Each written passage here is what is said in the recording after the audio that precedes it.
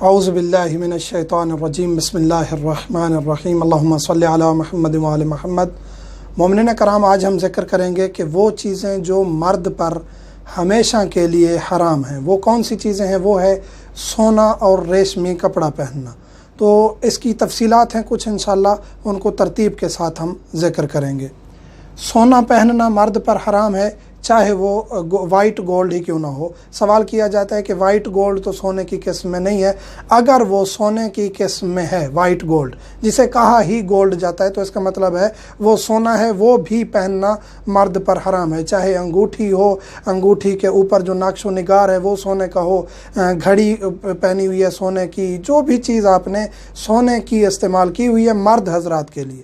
خواتین کے لیے سونا پہننا جائز ہے، ریشمی کپڑے پہننا جائز ہے، کوئی مشکل نہیں ہے۔ مرد کے لیے حرام ہے، سونا پہننا حرام ہے۔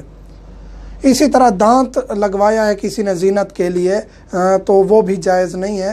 اگر لگوا لیا ہے تو اس کے ساتھ نماز ہو جائے گی، لیکن یہ ہے کہ اگر زیب و زینت کے لیے دانت لگوایا ہے تو جائز نہیں ہے۔ اسی طرح اینک ہے، اینک کی فریم لگوائی ہے سونے کی، تو وہ بھی جائز نہیں ہے اور اس کے ساتھ نماز بھی نہیں ہوگی۔ اگر سونا پہنا ہوا ہے آپ نے یا آپ کا لباس ریشمی ہے تو ایک تو پہننا حرام ہے، دوسرا اس کے ساتھ نماز بھی نہیں ہوگی۔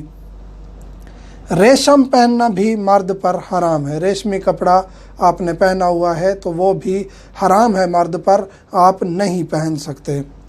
بچوں کے لیے جائز ہے، جو بچے بالغ نہیں ہوئے لڑکے ہیں جو، ان کو آپ پہنا سکتے ہیں سونا بھی یا ریشمی کپڑا، ان کی زینت کے لیے کوئی حرج نہیں ہے، لیکن جو ہی بالغ ہوں گے ان پر پھر وہ حرام ہو جائے گا۔ اسی طرح ٹائی باندھ سکتے ہیں، ٹائی ریشمی ہے تو وہ باندھ سکتے ہیں۔